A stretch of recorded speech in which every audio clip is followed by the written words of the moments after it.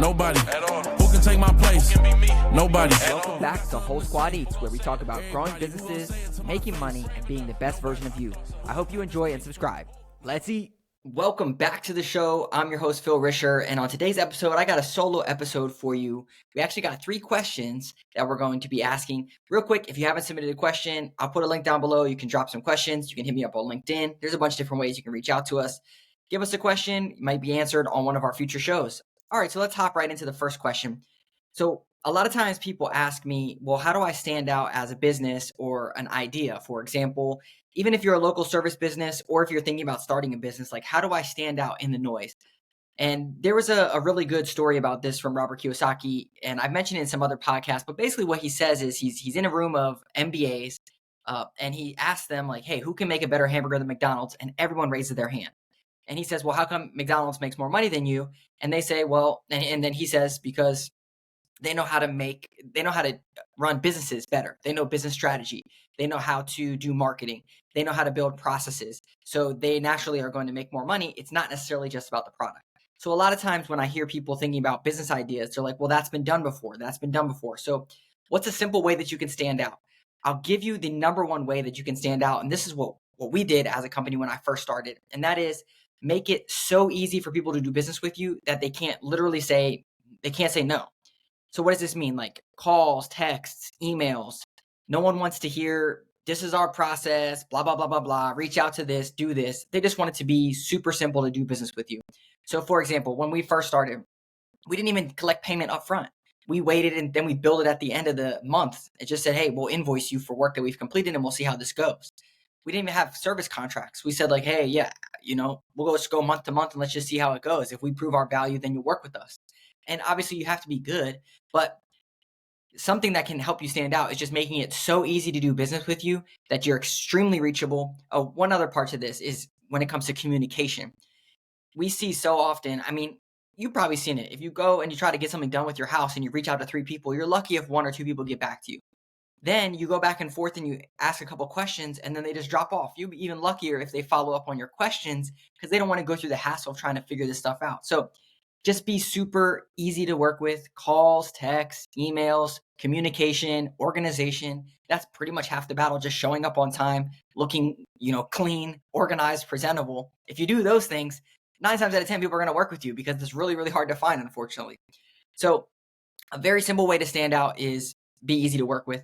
One other kind of sub one is, especially if you're a local service business of some sort, or even like me, when I first started as a consultant, I started in 2019, so it was before COVID. And so we were still going on site to a lot of places. Like if you're local, make that something that's very unique about you. So like made in a specific area for a specific area, or don't shy away from going on site places because that is super unique. A lot of times people, let's say like for mine, marketing consulting, it's very easy to find a consulting firm all over the country. They're never going to come to your business. They're always going to be virtual. You're going to meet with them online. We're like that now. We don't go on site places. But when I first started, I was like, hey, one thing that definitely makes me unique is I'm going to go on site to all these places and learn about their business. And that was very unique. It's just very hard to scale that process. But when you're first starting out or looking for ways to be unique, think about that. Another one is if you manufacture things or have things from the local community, which you might have technicians or people from the local community, talk about like for neighbors by neighbors or created by your neighbors for your neighbors or something like that really helps you stand out of like, hey, my kids go to the same school as your kids and this was literally made here. It's not from China. It's not from overseas. It's literally made right here for you. Those things really help you stand out as a business and articulating them. I can't tell you how many times we go to a website and it's just the same old website that looks pretty stock. And they never mention anything about what is their unique qualifier. I'll give you another example. We just started working with this company. They have 11,000 Instagram followers. When you go to their website, there's no mention of anything Instagram, when clearly they're like the top company in their area on Instagram and they have amazing content, but it's nowhere to be found on their website. That is one thing that you're missing out on. A way to stand out is to leverage other things that you have going for you. Another way that I did this when I first started was was featured in some articles before that I mentioned on this podcast, but I was featured in like Forbes and CNBC and these types of things. And it had nothing to do with my marketing agency. It had to do with who I was as a person. but I could still use that in my story. Like, hey, I was featured in these things. Clearly, this is a way that helps you stand out. People want to say like, oh, I'm working with this consulting company and he's actually been featured in X, Y, and Z before. So those types of things will help you stand out. But the number one thing is just make it so easy for people to do business with you that they can't even say no. All right. The second question that we get all the time after they say, well, that's already been done before, there's nothing unique that I can do, blah, blah, blah. Everyone has that situation that they go through in their head. Trust me, you can be unique because you're you. There's no other person that's you out there. It can be unique. The second question we get all the time is like, well, how do I get clients? And even if you're an established business, as I mentioned, the company with 11,000 followers, they're not leveraging ways of standing out in their marketplace, and they're getting beat by franchises in their area because they're not leveraging that they're for their neighbors, by their neighbors. And then how do you get clients? So if you're just starting out, or even if you're $1 million, $5 million business, you're still going to be asking the same questions. What's the best way to get clients and the newest way to get clients? So I'll kind of give you a two-pronged approach. The first one is if you are doing a service type of business, then networking groups are a must. And when I say networking, I'm not talking about fluff ones where you go to a happy hour and swap cards and talk about golf or whatever. Heck no, I don't like those ones. What I'm talking about is like a BNI, which is one that I'm in, Business Networking International, which the whole purpose is referral marketing, where you go, you build relationships with people, and then you send referrals back and forth to people based off of that relationship that you've built. And I'll kind of give you the progression of my business, how this has gone. So the first 2 years of business, and I'm in it about 5 years now. The first 2 years of business was all referral business. I made it so easy for people to do business with me, and I over-delivered exceptionally. I showed up on their site. I was texting them all the time. I was communicating overly that they were like, wow, this guy's great. Then they would refer me out. So I started to get referrals through those people because I did such an amazing job when it comes to the level of service that I provide. After those 2 years, then I still had that going. I still was compounding on that. Then what I did was I shifted into networking, and you could do these at the same time. I just didn't know about it. I shifted into going to local networking groups, and I actually joined a local networking group, like I mentioned, BNI, Business Networking International. And in there, I started building relationships with all these other businesses in my area and all these other services in my area. And what that allowed me to do is to now just not rely on the initial referrals that I have, but build an army of salespeople out in the marketplace in my local area that could refer me business. And I started to get referrals like that. Internal referrals that were in the group, but then also external referrals that were coming out. So that was kind of the next 2 years. So up to 4 years, I was just building through that. Once I got to 4 years, I said, okay, how can I really scale this so that it's not just like my local referrals and that kind of stuff? Like, how can I scale this above? So this is what I did. Over my 4 to 4.5, I joined a bunch of Facebook groups. And Facebook groups, I joined ones that were very, very niche to home services, which is space that I offer. And I joined those groups, and I just went in there and I added a ton of value. And anytime someone said, hey, I'm looking for marketing help in, for my whatever type of business, because they were all in there, then I would message them and I would send them a video recording kind of like this. And I would walk them through, hey, here's what I would recommend. And we still do this to this day because it works.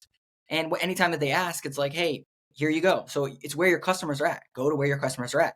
So how do you get clients? I'll kind of walk you through this, and then I'll give you one other bonus one that I just learned about, which I wish I would have known about in the beginning.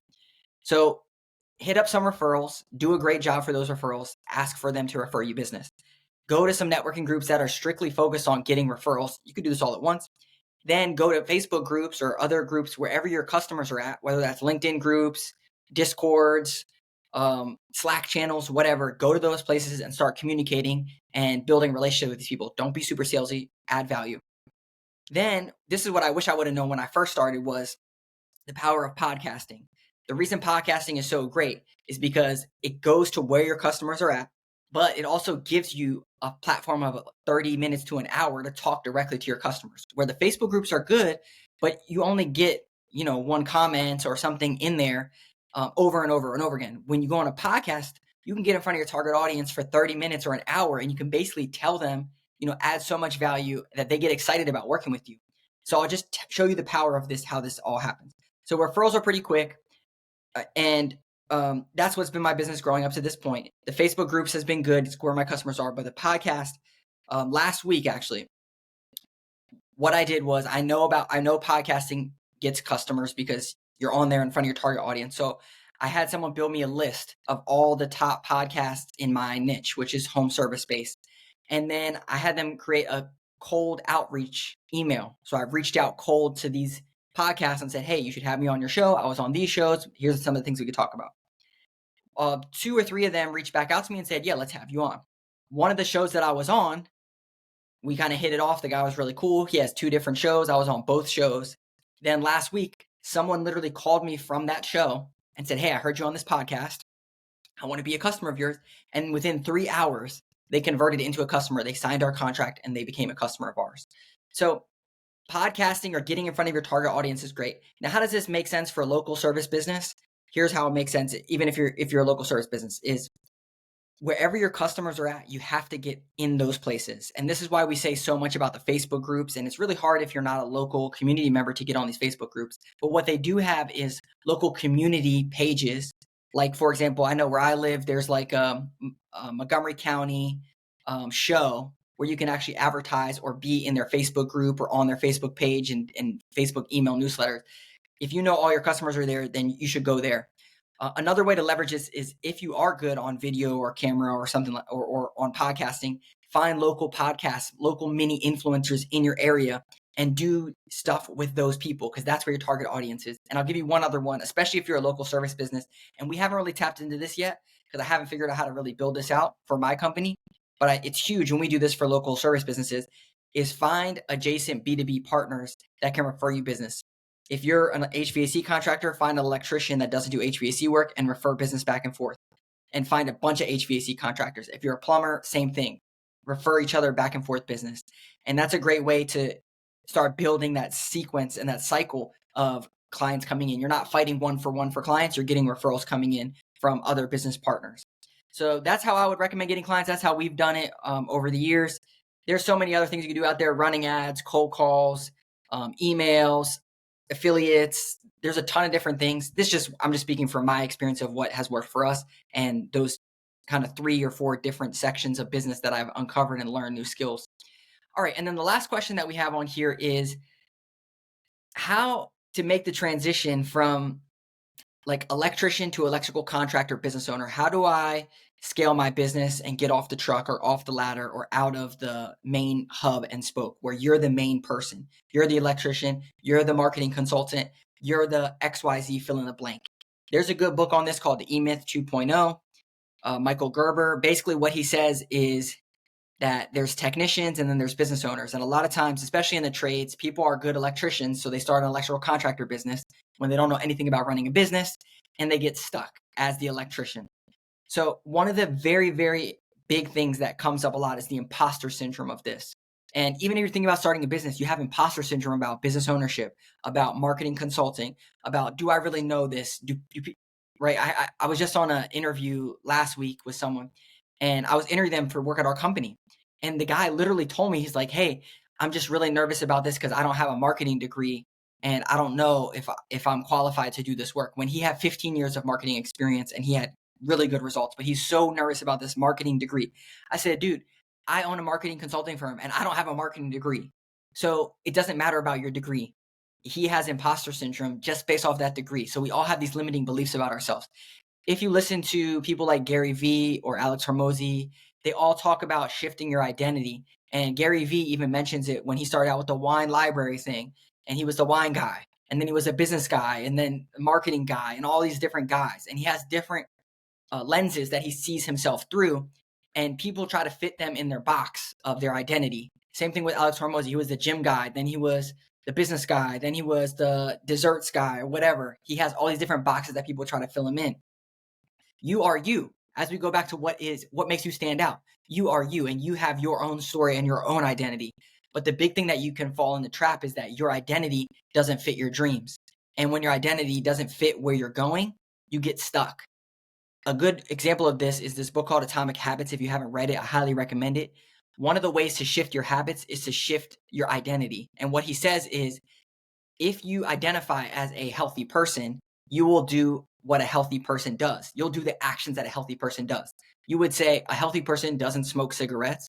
A healthy person doesn't drink a 6-pack of beer in one night, because that's not what healthy people do. And since I identify as a healthy person, I don't do those things. And so if you're thinking about the shift of how do I get out of that consultant role, that electrician role, and become an electrical contractor owner, you start operating as an electrical contractor owner. And this is something that I've been going through this transformation over the past 5 years, and I'm still continuing into the next 5 and 10 years of my business, is running a consulting firm, not being a marketing consultant. Though I have the skill to be a marketing consultant, I now run a marketing consulting firm. And what does that look like on a day-to-day, on a month-to-month, on a year-to-year? What if I were to look at someone else and say, hey, this is what a marketing consulting business owner would do, and they would not do this, and they would do this. And it allows you to make decisions through the lens of how you identify yourself.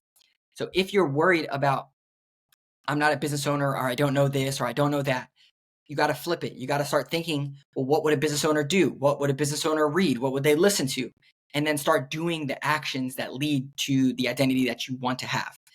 There's the imposter syndrome and, fake it till you make it. And I don't really believe in the whole fake it till you make it because you don't want to jack stuff up. But what you do want to do is to start building the habits of learning so that you don't have to fake things, that you can learn things and implement things. So there's a really good quote. Your identity is the story you believe about yourself and the standards you hold for yourself. I want to say that one more time. Your identity is the story you believe about yourself and the standards you hold for yourself. So if you have a hard time holding standards for yourself, and you also have a belief about yourself that doesn't line up with your goals, that's the problem. You need to fix your identity. And again, Atomic Habits is great for that. You can also have different seasons. Like I mentioned about Gary Vee and Hormozy, I'll just briefly give you my seasons of how I see my lens. Like I went to college. I was working at Enterprise Rent-A-Car for like the first 4 years of my graduating thing. I didn't know anything. Then when I was 25, I started a blog, and then people started to say, oh, well, this is the guy that talks about money and personal finance. And then it shifted a little bit because I bought a school bus and traveled. This is the guy that likes to travel and do all this stuff. Before that, I would be like the basketball guy. I played a lot of basketball. People know me as the basketball person. Then I shifted into marketing. Okay, this is the marketing guy. He knows about marketing. Then, this is the business guy. He talks about business. There's all these different identities or stories that you're kind of building into throughout your trajectory, but you don't want to get stuck. You don't want to peak in high school. You don't want to be that guy or that woman that is so stuck in their identity in the past that they're not moving to something in the future. And it's going to change again. It might even go back to the travel guy because I like traveling, or might even go back to the basketball guy because I might be my daughter's basketball coach or something. I don't know. But having the fluidity to know like, hey, this is where I want to go, and my identity is going to shape my habits towards reaching this is very important. So how can you get from an electrician to running an electrical contractor business? Start making the decisions that an electrical contractor business owner would make. What are some of those decisions? They wouldn't be out running electrical calls. They would be looking at ways to grow their business, to get more leads, and then to run an operationally efficient business and have people that are out doing the electrical work.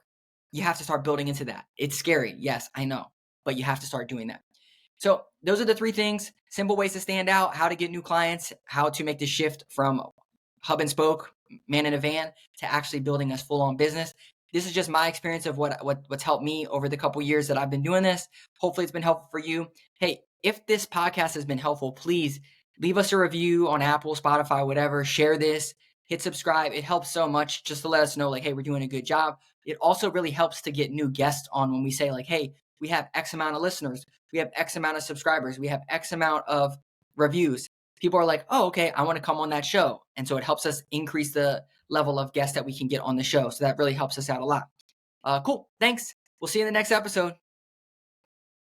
Who in my way? I don't see him. Nobody. At all. Who can take my place? Who can be me? Nobody. At all. Who got something to say? Who gon' say it? Everybody. Who gon' say it to my face? Who brave enough? Nobody.